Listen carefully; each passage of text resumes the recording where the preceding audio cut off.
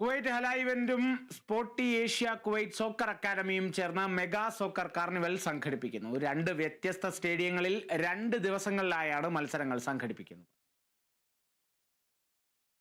കുവൈത്തിൽ ആദ്യമായി 60ഓളം academic school ടീമുകളെ സംഘടിപ്പിച്ചുകൊണ്ട് ഹല ഈവന്റ്സും സ്പോർട്ടി ഏഷ്യ കുവൈറ്റ് സോക്കർ അക്കാദമിയും സംയുക്തമായി സംഘടിപ്പിക്കുന്ന മെഗാ സോക്കർ കാർണിവൽ മെയ് 2, 3 വെള്ളി ശനി ദിവസങ്ങളിൽ വൈകിട്ട് 4 മണി മുതൽ 10 മണി വരെ ദസ്മാനിലുള്ള ഇസ ഹുസൈൻ അൽ യൂസഫി സ്റ്റേഡിയത്തിലും നുഹൈലിലുള്ള public authority for youth and sports സ്റ്റേഡിയത്തിലും അരങ്ങേറും. അറബ്, യൂറോപ്യൻ, ഇന്ത്യൻ അക്കാദമികൾ, സ്കൂൾ ടീമുകൾ എന്നിവ പങ്കെടുക്കുന്ന ടൂർണമെന്റിൽ 100ലേറെ മത്സരങ്ങൾ നടക്കും. അണ്ടർ 18 കാറ്റഗറി മത്സരങ്ങൾ വരുന്ന ആഴ്ചകളിൽ നടക്കുന്നതായിരിക്കും.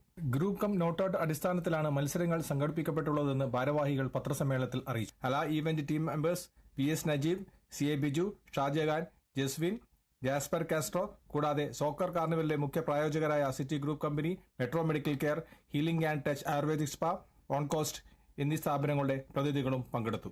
കുവൈത്തിൽ നിന്നും കേരള വിഷന് വേണ്ടി IV സുനേഷ്, വെങ്ങര.